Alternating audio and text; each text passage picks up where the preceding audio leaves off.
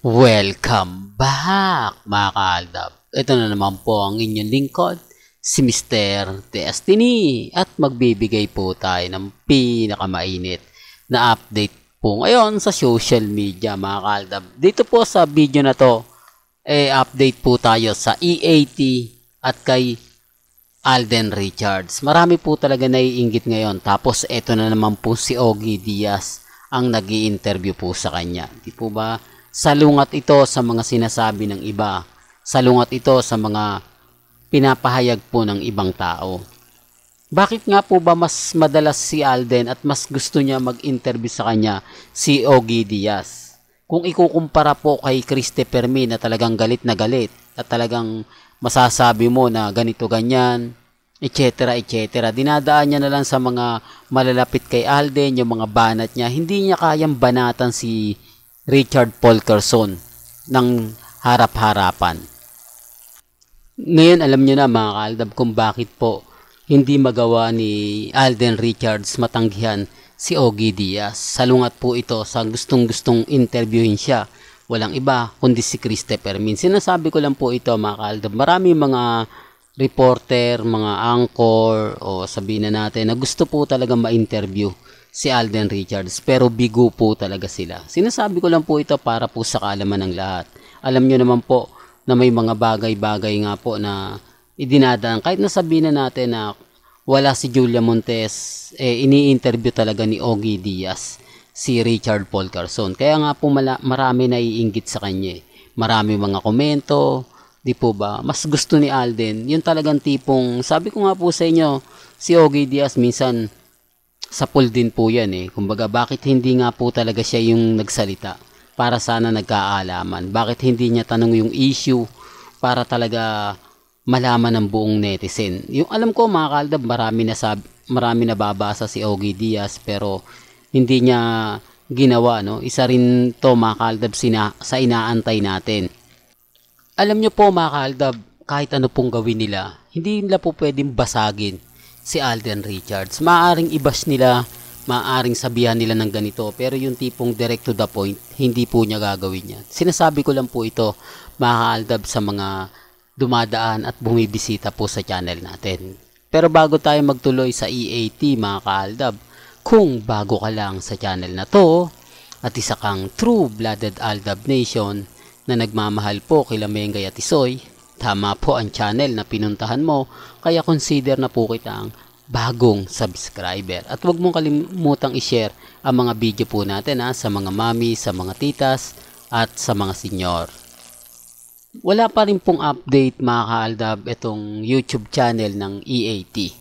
Wala pa rin pong update sa Facebook mga kaaldab. Wala siyang post, wala siyang ganap. Natutuwa lang po ako kasi ito yung dati mga kaaldab na ginagawa po nila, di po ba kasama si Main Paul Carson, pero gaya nga po ng sinasabi natin, wala pa rin pong update, wala pa rin pong ganap. Although nagpo-post po sila sa kay Mengay na kung saan nga po ginagamit ng EAT si Mengay, pero production lang po niya, itong TBJ production, pero yung actual na kinakamusta, wala nakakalungkot lang po kasi sabi ko nga po sa inyo,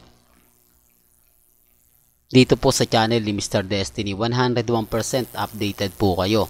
Ano man po yung mga nababasa ninyo, napapanood ninyo, napapakinggan po ninyo, chill lang tayo.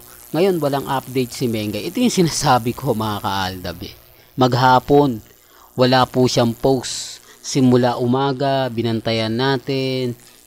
Walang post sa Instagram, walang post sa Twitter, walang post sa Facebook, walang article na nakasulat, walang private account na lumabas, di po ba?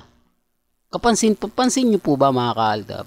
Wala talagang pati yung article na isinulat nga po at sinabi nga po ni Karen Davila, di po ba? Pero ngayon wala Ang linis ng social media. Kumbaga, hindi mo alam kung ano na nga po ba, di po ba? Tapos si Alden, wala munang ganap ngayon. Workout, di po ba? Yung habit niya kapag walang taping, walang endorsement, di po ba? Siya may update. Mamaya papakita ko po sa inyo yung video. kumbaga, focus po muna tayo dito. Pansin nyo, sinasabi ko lang po ito para po sa kaalaman ng lahat na si Mengay halatang halata po na hindi talaga niya social media account. Parang ginagamit lang po talaga. Kung kailan pumutok na po ang pelikula ni Julia at ni Alden, sumabay naman po talaga, no? Maaga din po yung post nun, siguro mga, correct me if I'm wrong, mga 9:30 to 10 kung nakakita po yun. Di po ba? Ang lupit no? Tapos yung article na umamin na raw si Alden Richards, maaga pa yun, mga 6:30 po, mga kaaldab. Pero gaya na sinabi ko, may kanya-kanya tayong pananaw, may kanya-kanya po tayong opinion. Hindi po ba? Dito naman po sa channel ni Mr. Destiny, 101% lagi po tayong updated. Kaya hindi nila po pwedeng sabihin na, naku, walang alam yan si Mr. Destiny. Kumbaga, puro lang yang ganito, puro lang yang ganon. Kasi kahit po yung mga comment na mga netizen na nanonood ng live sa EAT Facebook, EAT YouTube channel, nababasa po natin yan. Kaya nga po nasasabi ko, hindi lang ako, hindi lang isa, hindi lang dalawa, kundi napakarami po na nag-aantay, nag-aabang, mapanood si Mengay, makita si Mengay, hindi po ba? Pero wala eh. Yung iba kasi nag-e-expect, wala si Mengay yan kasi hindi natin nabalitaan na lumapag na yung eroplano, wala si Mengay yan kasi wala pang post sa social media. Remind ko lang po sa mga nagpapakalat ng ganon. Si Mengay, umalis po daw ng Amerika yan, kasama si Congressman Spotted at si Ibyang, wala pong post sa NAIA terminal. Wala pong update sa NAIA. Ibig kong sabihin, sa dami po ng mga kasabayan po papuntang US, ni isa, wala po. Although sabihin natin, bawal na magpa-picture yung mga gwardya, yung mga empleyado ng NAIA. Sa dami po ba ng mga taong pumupunta at umaalis na Pilipino, hindi man lang naiispatan si Maine Polkerson. Doon pa lang may mali na, di po ba? Pag sinasabi ko to, ang daming guilty, sigurado. Yung mga nagre-react. Hindi, antayin nyo. Kumbaga, celebrity naman yan madali na makita yan, madali na mapapanood yan. Yun po yung akala nila. Pero kapag sinabi ko na, hindi nga po kami nakakuha ng update nung umalis si Mengay sa Pilipinas, dahil nga po, biglaan daw, wala ring anunsyo ang EAT na aalis si Mengay.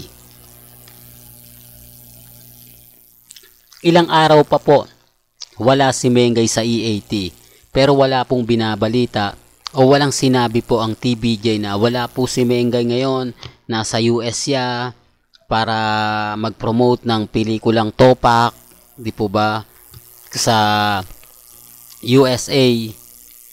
Sinasabi ko lang po ito para lang po sa kaalaman ng lahat. Pero nagulat po kami nung inilabas ni Ibyang yung video na nasa Amerika na pala si Mengay, kasama daw po si Congressman Spotted. Wala na, di po ba? Yun nga po, nagtataka rin po ako, mga kaaldab, na nakalusot ito sa NAIA. Wala po talagang tao na nakakita, na nakapanood, na papaalis at dumating si Mengay. Pero gaya na sinabi ko, mahirap po talagang mag-react. Lalo na nga po kapag ako nagbibigay ng balita. Well, hanggang dito na lang po yung updates natin Kaya kung gusto nyo pa po ng pinaka-latest at sariwang update, abay tumutok lang po kayo dito sa channel ni Mr. Destiny para updated po kayo sa mga latest at sa mga bagong video po na ilalabas po natin maya-maya lang. Hanggang sa muli, salamat po sa panonood at pakikinig.